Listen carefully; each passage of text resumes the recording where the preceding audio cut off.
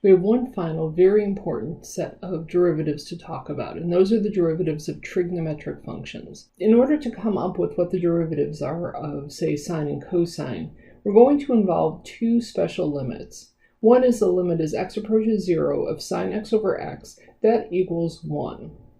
A second limit we're going to need is the limit as x approaches 0 of cosine x minus 1 divided by cosine x, and that equals 0.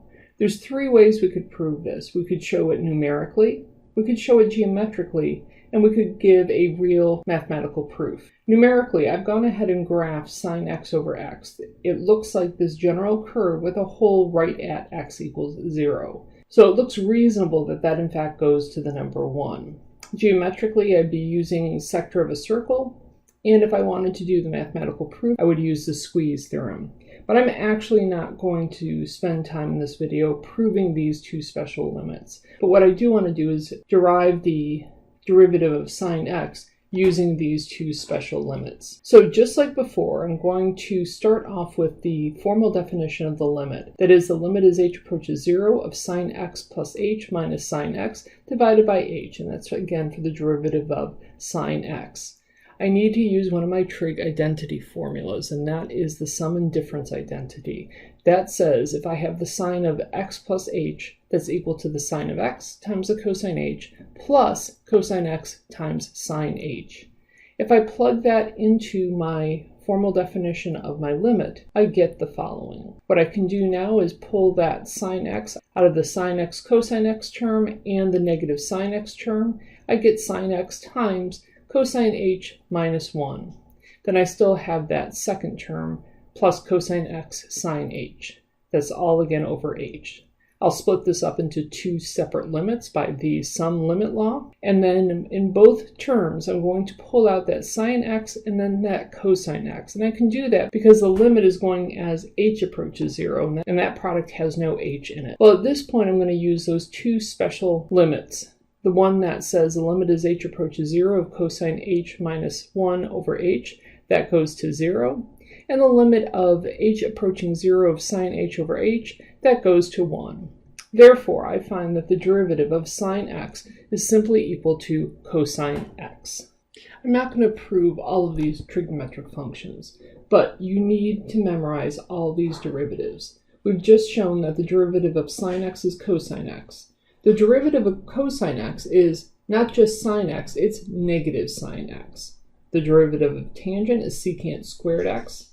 The derivative of cotangent x is negative cosecant squared x. And finally, the derivative of secant x is equal to secant x tangent x, and the derivative of cosecant x is negative cosecant x cotangent x. These are just ones you're going to have to commit to memory. I can do higher order trig derivatives just like I did before, but there's one that's particularly interesting, and that's if I take the derivative of cosine repeatedly. Let's let y equal cosine of x.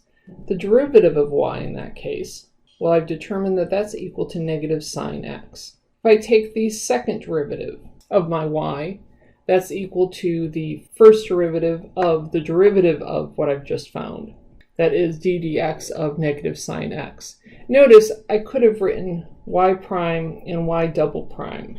These are two different forms of talking about derivatives, d dx, d squared dx squared, or y prime and y double prime. So let's continue. The derivative of negative sine, that's negative the derivative of sine x, which is simply equal to negative cosine x. If I take the third derivative, that's equal to the first derivative of the second derivative. I've found that second derivative to be equal to negative cosine x. Again, I'm going to use the constant multiple rule to pull that out, and I get that the third derivative of cosine x is equal to sine x. Let's do this one more time. Again, I talked about if we have higher order derivatives, we use parentheses around the number, and the fourth derivative of cosine x is simply equal to the derivative of the third derivative of cosine x, which is equal to the derivative of sine x, which is simply equal to cosine x. So what's really interesting about sines and cosines is by the time you get to the fourth derivative, you're back to your original function. This does not happen for the other 4 trigonometric functions. This happens for just sine and cosine.